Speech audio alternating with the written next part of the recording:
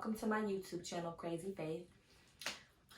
This is my first time doing this, so I'm kind of nervous to be kind of talking to myself, I guess. But I'm here to share my story on my fertility journey. I suffer infertility, have suffered it for years, and hope that I can encourage other women. So I have always wanted kids. Growing up, my friends, all of them have kids, and I was like, my thing was, I always told myself God's timing. He's waiting on me to get married, and then he'll bless me with the baby. Excuse me. So that's why I'm kind of where I am now. I'm 30, of course, and just now figuring it out, but not too late. But I always had that God's timing in my head. So, but I would also go to doctors growing up, and they would always tell me, oh, you're healthy, you can have kids. All my levels, everything's normal. I can't get you the words for the testings right now that they have tested for, but everything they tested normal is normal to conceive. So as I got older, and I said, I'll go see another doctor, and I'll see what they say. I'll go get a second opinion. So I went to another doctor, I think November, and she did additional tests that no one else done. And it's an HSG test, and that's where they squirt dye through your tubes. Because she's like, okay, you still haven't conceived. I remember you from the other doctor's office. And I'm like, yep. She said, still no baby? Still no baby. So she did that test, and they don't know exactly what's wrong. I would have to see a fertility specialist, is what she said. But my tubes were blocked. But they did see some type of fluid dye, the dye out on the sonogram, on the x-rays somewhere. But they don't know where from. So I went to see I went to see a fertility. I actually called a fertility specialist, and I've called two of them. The closest one we have was Springfield. And of course, I'm in Peoria, Illinois, so Springfield, Illinois was the closest one in Chicago. I called both. Chicago's was actually Naperville. They were able to get me in quicker than Springfield. So of course I was anxious, because at that time, it was November of 2019 is when I found out that I couldn't conceive on my own. So it was kind of heartbreaking, and I was super, super depressed about it, because I'm like, I always wanted kids, and now to hear that you can't have kids, it's like, what do you do? So of course I lost faith, but I'm where I am now because of God.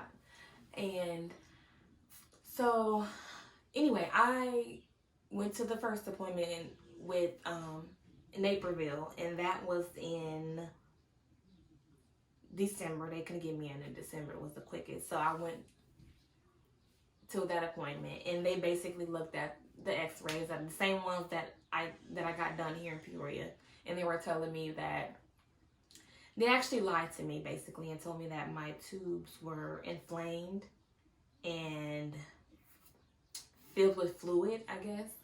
And they showed me these x-rays, and then in my mind I'm like, no, those don't look like mine, because they showed me what mine looked like in Peoria.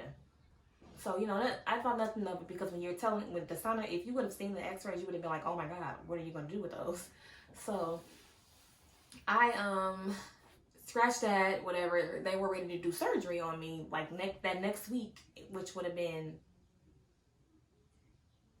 I think I can't remember the exact date for December, but that next week, basically, they were ready to do surgery and to remove them and start this IVF process. So I end up, calling, I think that same night, I think I called my mom, told my mom, this is not sitting right with me, I feel like they showed me somebody else's, the sonograms, and they did. So I looked, I had the disc. LSF gave me a disc with mine on there, and I looked it up, and they weren't, though my tubes that were on my disc did not match the tubes that were on the disc that they showed me. So I told myself I wouldn't go back to them. And so anyway, my appointment with The one in Springfield, they're called, his name is Dr. but I can't pronounce his name, so I'll just leave it down in the comments. I'll leave that down there, his name and the name of the facility. They're very great. So my appointment with them was in March, and I was like, oh my goodness, how am I supposed to wait all the way to March to figure out what's wrong with me? Like, I want to know what's wrong with me right now. So that same day that I found out that that other one lied to me, I called the Springfield office to see if they had any cancellations. And so happened, I called and I'm like, do you guys have any cancellations to get me in sooner? And she put me on hold. She came back to the phone and she was like, I do, January 29th. And I was like, oh my goodness, that's a blessing, because I wouldn't have been able to see them until March. And I was like, January 29th, that's my daddy's birthday. So I'm like, this is God. So that appointment came. I gave him that same disc. My mom and my godmom went with me. And that appointment with the other doctor's office was like 30, not even 30 minutes, I'll say. And then then when I went to Springfield, my doctor's appointment with them was like over an hour. And they were very welcoming. And when I tell you, he had all of I gave him that same disc. He looked at it, he came back in and told me he don't know basically what it's from, but that my only option was IVF. And before IVF, that I would have to have surgery to get tubes removed because it can harm the baby. And I was like, okay, big step. Okay. So anyway, I would have had to have surgery first. Then I would move on to IVF.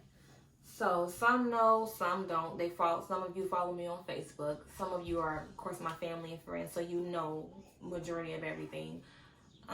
So where I am today, 3 weeks ago, I've had surgery to get my tubes removed. It's called a laparoscopy, and he was going to go in to remove one tube for sure. But once he got in, he would see if both needed to be removed. So, of course, when I wake up, I'm told both were removed. And he don't know why. And they were basically deformed. And so I felt, I'm not going to say less of a woman, but when you get stuff taken out of you, and you know that you need those to help you conceive. Now I know there's no way I'm ever going to do it, but I'm better now. Like I said, you have to, with situations like this, you have to pray and trust and pray and trust and pray more and trust God. Because that's how I got here. I'm able to tell my story, because at first I was embarrassed. I don't know why, but I guess it's normal. But I was embarrassed that I couldn't conceive on my own. Because then in my mind, I'm like, how am I going to, tell my husband this? How am I going to tell my husband that? And how do you explain this and how do you explain that? But I am grateful to be able to tell and share my story with other women. And so this is just a catch up of kind of what I've been through. This isn't even everything, but it'll just get you guys to where I am now. My next appointment, they were going to call me, Thursday or Friday to give me my next appointment date, which they didn't. So they'll probably call me Monday or Tuesday and give me the appointment date, which would be, the next step is I have to do an IVF class, which is where they tell me how I give myself shots. And then the next appointment after that, I'll be scheduled a mock appointment. And that's where they go in they do a fake appointment basically to go in like they're implanting the baby, and they'll see, he wants to go in and see exactly where he has to implant the baby. So this whole thing is like a month's process. So I probably won't, so if I do my class in June, I'll do that in June. And I'm sure I'll do the mock appointment in June. And I probably won't start IVF until July. And that process is a month process. So if I start in July, then I won't know if the baby, stuck until August. So I with me, my chances of it working the first time, he told me, is basically 80% chance of it working the first time, because I'm very healthy and all my other levels are good. I just had a tubal issue, and that's what they're here for, basically. And if you watch my intro video, I have things like, you have to speak these kind of things into existence, and you have to manifest. You have to do all that. And I had got to the point where when I found this out, I was researching everything. I Googled everything. I YouTube everything. And I kind of lost hope. And I was like, this isn't going to work for me. I'm never going to, be able to have a baby, or, be a mommy and have a family. So I told myself, I have to stop. And my doctor's office they call and check on me. They're so great. So I bought myself a journal, and I document every single thing in there from day one until now. And it's for my baby. And at the back of it, I have a letter to my unborn child. And I've also bought a onesie, and I also bought a little outfit. And I have my IVF planner. I have everything. I'm ready to start. Would have been probably started if COVID didn't get in the way, of course. But I'm very grateful I'm not rushing it, because I am kind of scared. I don't like needles. But even when I come to that point, I'm going to record and show you guys how I give myself shots. I'm going to record every appointment. And my support system, they all have their t-shirts done, and some of them are still getting shirts made. So this should be a great journey for me to share with everyone. I just want to make sure I'm not missing out. I feel like I am, because I feel like I went through this for so long, so I don't know what I'm missing out on telling you guys. But I hope you guys join and follow. Even if you don't subscribe, it's fine with me. I just like to share my story, so it can maybe help someone else. So let's see if I'm forgetting anything. If I do, I'll just make another one. But yeah, just make sure you pray and keep faith, because that's how I'm here. My faith, I didn't have it at first, because it's like instantly when they tell you that, and that's something that you've always wanted, then your whole world just crashed. And when I think my doctors, my mom, and my friends have kept me sane, because I was like, how do you go through something like this? And they always told me, you're not less of a woman because you can't conceive on your own. You're not less of a woman because if you have to adopt, you have to adopt. So if I have to adopt, I'm fine with that. But we'll cross that bridge when we get there. But at this very moment, I am having a baby. I am going to conceive not on my own, but I'm going to conceive with IVF, and hopefully I'm going to blog everything until the end of the 9 months. Yeah. So I even have baby names picked out. I'm trying to think of what else I'm missing out. Maybe I'm not, but if I am, like I said, I'll just come back. But thanks for tuning into my channel. I will post the next video on my next appointment. So hopefully in the next couple weeks, I'll be back to post my video of me in class. And thank you guys.